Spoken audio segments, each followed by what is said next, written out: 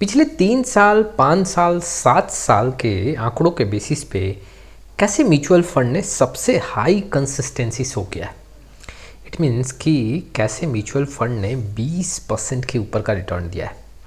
High consistency it means कि यहाँ पे रिटर्न में काफ़ी उतार चढ़ाव नहीं देखने को मिला है पिछले 3, 5 और 7 साल के ड्यूरेशन में। चलिए शुरुआत करते हैं। लेकिन आप में से बहुत ऐसे इन्वेस्टर हैं जिनको पोर्टफोलियो रिव्यू और डिज़ाइन को लेकर प्रॉब्लम है।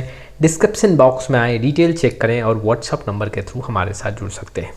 देखो, वीडियो के शुरुआत में ही मैं आपको यहाँ पे ये एडवाइस करना चाहता हूँ कि अगर जो आपके पोर्टफोलियो में फ़ंड है और अगर वो फ़ंड इस लिस्ट में आपको देखने को ना मिले तो इसका मतलब ये नहीं कि आपके पोर्टफोलियो में जो फ़ंड है वो सही नहीं है, हाई कंसिस्टेंसी उसमें देखने को नहीं मिल रहा है। वैसे फ़ंड को यहाँ पे कवर किया गया है जो 20% से ऊपर का रिटर्न मेंटेन कर रहा है। हो सकता है कि आपका फ़ंड यहाँ पे 19% का रिटर्न मेंटेन कर रहा हो, 18% का रिटर्न मेंटेन कर रहा हो, कैटेगरी एवरेज को पछाड़ रहा हो, बेंचमार्क से बेहतर रिटर्न दे रहा हो, तो वो फ़ंड भी काफ़ी अच्छा है।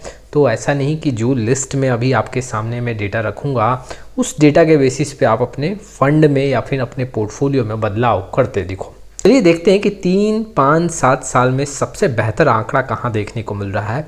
ठीक आपके सामने आंकड़ा है। अगर आप देखोगे तो DSP small cap mutual fund ने यहाँ पे 3 साल में देखोगे तो 20% के ऊपर रिटर्न मेंटेन करके दिया है।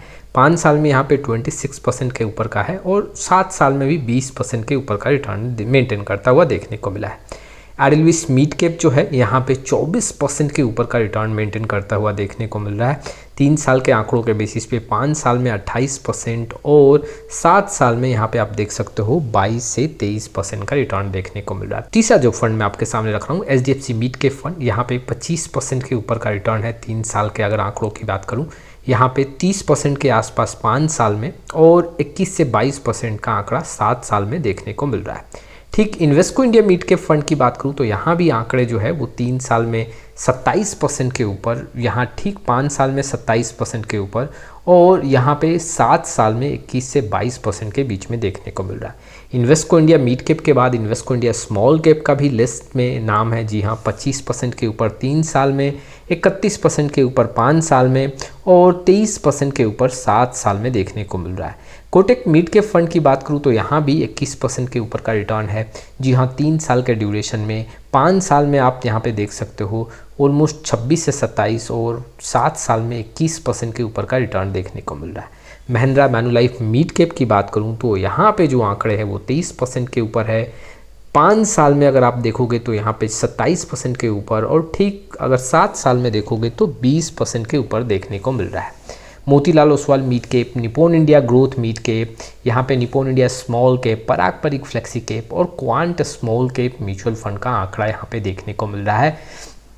ये जितने लिस्ट में आपको फंड देखने को मिल रहे हैं इनका जो 3 साल, 5 साल और 7 साल का रिटर्न है वो 20% से ऊपर बनता हुआ देखने को मिल रहा है। अगर मैं 3 साल के आंकड़ों के बेसिस पे देखूं, जो यहाँ पे हाई कंसिस्टेंसी है वहाँ पे सबसे ज़्यादा जो पैसा बनता हुआ देखने को मिल रहा है वो आप देख सकते हो Invesco India mid cap fund का है। 27% के ऊपर का आंकड़ा देखने को मिल रहा है। अगर मैं 5 साल के आंकड़ों के बेसिस पे देखूं, यहाँ पे जो हाई कंसिस्टेंसी देखने को मिल रहा है इसमें सबसे ज़्यादा जो पैसा बनता हुआ देखने को मिल रहा है वो आप देख सकते हो यहाँ पे जो है क्वांट स्मॉल कैप का है। 33% के ऊपर का आंकड़ा देखने को मिल रहा है।